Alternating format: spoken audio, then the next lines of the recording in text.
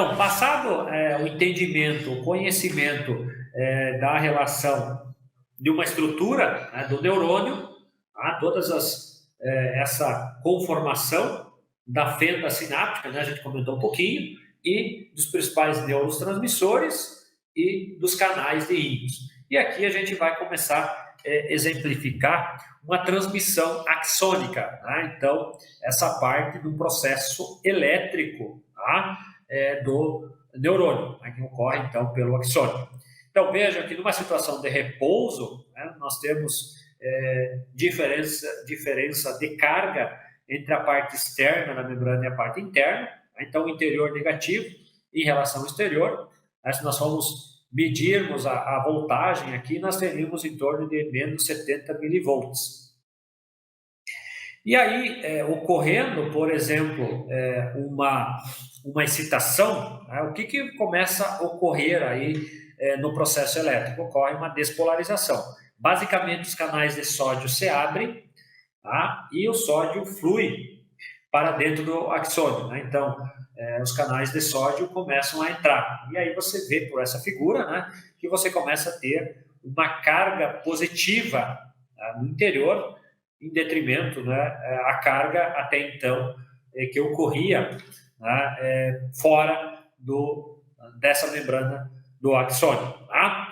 Então, entendendo aqui no axônio e aqui também entendermos numa condição de tempo, tá? Isso aqui é milissegundos, tá? Então, numa condição de repouso, nós temos em torno de menos 70 milivolts, ocorre, então, começa uma despolarização pela excitação e ocorre essa despolarização, né? E aí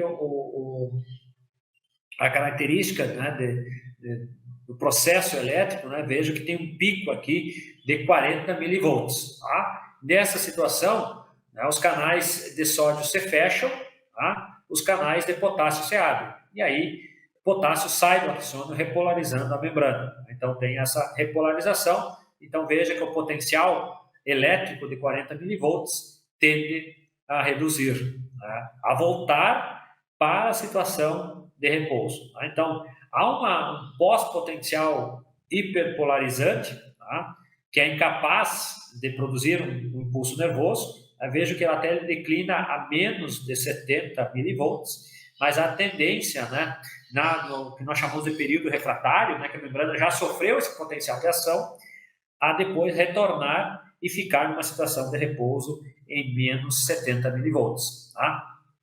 Então, quando essa membrana está hiperpolarizada aqui, né, os canais de potássio se fecham, aí o potássio retorna para dentro do axônio para recriar um potencial de repouso. Tá? Então, essas são características importantes. E aí nós vamos depois falar em relação a alguns modos de ação, né, que tem relação aos canais de sódio e aos canais de potássio.